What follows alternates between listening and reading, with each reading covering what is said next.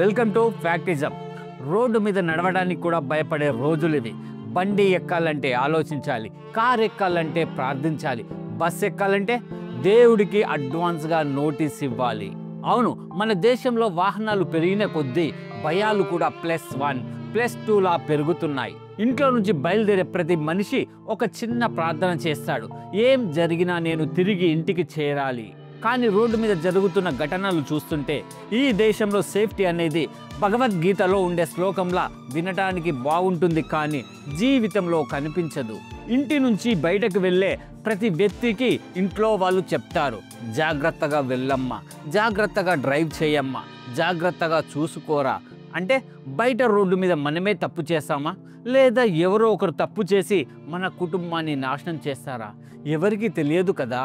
మన గల్లీలోనైనా, మన రోడ్డుపై అయినా, మన ఊరిలో అయినా ప్రతిరోజు ఒక బైక్ యాక్సిడెంట్, ఒక కారు యాక్సిడెంట్, చాలాసార్లు 4, 5 ఇలానే చనిపోవడం ఇప్పుడు శుభోదయం మెసేజ్ స్థాయికి వచ్చేసింది. కారణాలు 3 కాదు, 30 కాదు, 30,000లో కూడా ఆగవు. రోడ్లు, క్వాలిటీ, కాంట్రాక్టర్, అధికారుల నిర్లక్ష్యం అన్నీ కలిపి బర్ముడా ట్రయాంగిల్. అందులో పడితే మనుషులు బయటికి వస్తారా? ఖచ్చితంగా రారు. ఇలా జరిగిన ప్రతి యాక్సిడెంట్ను లెక్క పెడితే ఇండియాలో జీడిపి కంటే యాక్సిడెంట్ సంఖ్య ఎక్కువ అనిపిస్తుంది. సంవత్సరానికి లక్షల యాక్సిడెంట్లు జరుగుతున్నాయి. అంటే వార్తల్లో వీటికి స్పెషల్ ప్లేస్ లేదు. బ్రేకింగ్ న్యూస్ కంటే రెగ్యులర్ న్యూస్లోకి మారిపోయాయి.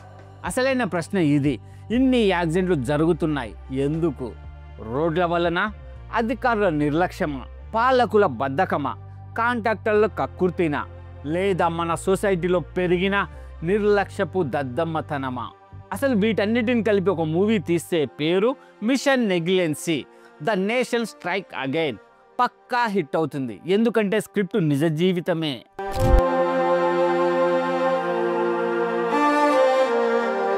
స్లీపర్ బస్ అంటే స్లీపర్ ప్రయాణికులకే కాదు, డ్రైవర్కి కూడా. ఎందుకంటే వారి నిద్ర మన ప్రాణం. డ్రైవర్ వయసు ఎంత, తిన్నాడా లేదా, నిద్రపోయాడా, ఫిట్గా ఉన్నాడా, ఇది ఎవరు చెక్ చేస్తారు? ఎవ్వరూ కాదు. బస్సులో పడుకున్న ప్రయాణికులు తమ ప్రాణాల కన్నా మొబైల్ ఛార్జర్ పనిచేస్తుందా, ఏసీ ఉందా, వైఫై ఉందా అనేదే ఎక్కువ చూసుకుంటారు. రోజుల పిల్లల్ని, చంటి బిడ్డలని తీసుకొని ప్రయాణం అవుతుంటారు. కానీ ఎవరు ఊహించరు DNA టెస్ట్ చేసి గుర్తుపట్టాల్సిన పరిస్థితి వస్తుందని. ఒక్కసారి ఆలోచించండి, బస్ ఎక్కే మొదటి మెట్టు వేస్తున్నప్పుడు నా బాడీ ఛిద్రమై తిరిగి ఇంటికి వెళ్తుందని ఎవరైనా ఊహిస్తారా? ఒక కుటుంబం, తల్లి, తండ్రి, పిల్లలు బస్సులో పడుకుంటారు. రెండో రోజు కలిసి బ్రేక్ఫాస్ట్ చేద్దామని అనుకుంటారు. కానీ రియాలిటీ ఒక్క జలక్, శరీరాలు మంటల్లో, ఆలోచనలకు కూడా చోటు లేకుండా. కుటుంబం DNA టెస్టులు చేసి మృతదేహాలను గుర్తించాల్సిన పరిస్థితి.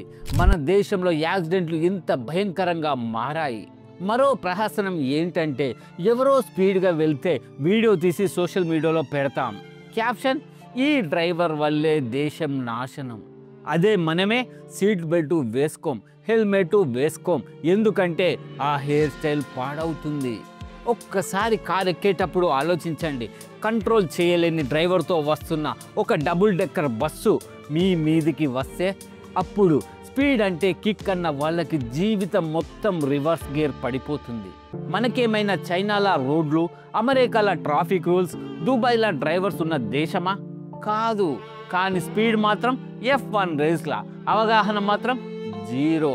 కాంట్రాక్టర్లు మారాలి, ప్రభుత్వం మారాలి, అవును నిజం.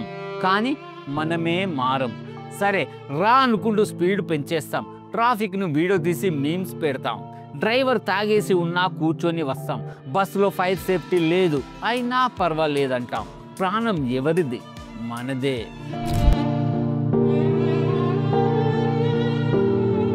ఒక్కసారి ఊహించండి, మీ భార్య బండి మీద వెళ్తుంటే వెనుక నుంచి నిద్రలేమితో ఉన్న బస్సు డ్రైవర్ వస్తాడు.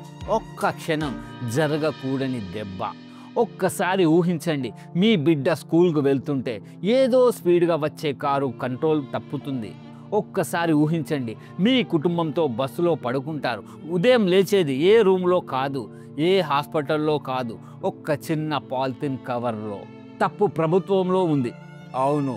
తప్పు అధికారులో ఉంది, అవును. తప్పు కాంట్రాక్టర్లో ఉంది, అవును. కానీ తప్పు మనలో కూడా ఉంది, మరెవరి దగ్గర కాదు. ప్రాణం కాపాడుకోవడం మన బాధ్యత, దాన్ని ఎవరికి డెలిగేట్ చేయలేం. ఆర్టీఓ ఆఫీస్కి వెళ్ళాలంటే క్యూలో నిలబడాలి, కానీ మనలో ఎవరు క్యూలో నిలుస్తారు? డబ్బు ఇస్తే పని అయిపోతుంది కదా. లైసెన్స్ కావాలా? ఇవ్వండి సార్, ఫోటో కూడా బాగొచ్చేలా క్లిక్ చేస్తాం. వాహనం ఫిట్నెస్ చూసి చూడనట్టు టిక్ చేస్తాం. డ్రైవర్ ఫిట్నెస్ అడగకండి సార్, మా దగ్గరే అన్నీ చేసేస్తాం. ఇలా డబ్బు కదిలితే దేశం కదలదు, ప్రాణాలే కదిలిపోతాయి. కొన్ని ప్రాక్టికల్ సేఫ్టీ లిస్ట్ చూద్దాం. హెల్మెట్ తప్పనిసరి, సీట్ బెల్ట్ తప్పనిసరి, డ్రైవింగ్లో నో మొబైల్, బస్సులో డ్రైవర్ కండిషన్ చెక్ చేయాలి, నైట్ డ్రైవ్ తగ్గించండి, ఎప్పుడు సేఫ్ స్పీడ్, రివ్యూలు చూసి బస్సులు ఎంచుకోండి, ఫైర్ సేఫ్టీ లేని బస్సు ఎక్కొద్దు. యముడు ఎవరికీ చుట్టం కాదు, కానీ మన నిర్లక్ష్యమే అతన్ని మన దగ్గరికి లాగుతుంది. మీ స్పీడ్ పెరిగితే యముడు పక్క సీట్లో కూర్చుంటాడు. మీరు ఫోన్ తీసినప్పుడు అతను మీ దగ్గరికి ఇంకో అడుగు వస్తాడు. అయినా పర్వాలేదు రా అన్నప్పుడు అతను మీ చిరునామా రాసుకుంటాడు. కుటుంబాలు ఛిద్రమవుతున్నాయి, కాలిపోతున్నాయి, బతుకులు చెరుగుతున్నాయి, మౌనంగా పోతున్నాయి. కారణం ఒకటే, నిర్లక్ష్యం. ఈ నిర్లక్ష్యం వదిలితే ఇంకా చాలా ప్రాణాలైనా కాపాడొచ్చు. మనమంతా కలిసి మారాలి. ఇవ్వాలి కాదు ఇప్పుడే. రోడ్డు మీద నడిచేవాళ్ళు, డ్రైవర్లు, ప్రయాణికులు ప్రతి ఒక్కరూ గుర్తుంచుకోవాల్సింది ఒకటే, ఎన్ని కోట్లున్నా ఎన్ని వాహనాలున్నా తిరిగి తీసుకురాలేనిది ఒక మనిషి ప్రాణం. దాన్ని కాపాడేది సర్కారు కాదు, పోలీసులు కాదు, ఆర్టీఓ అంతకంటే కాదు. మీ జాగ్రత్త, మీ బాధ్యత మాత్రమే. మన ప్రాణం మన చేతుల్లో, మన కుటుంబం అక్కడ ఎదురు చూస్తుంది. జాగ్రత్తగా నడపండి, నిదానంగా నడపండి, బాధ్యతగా నడపండి.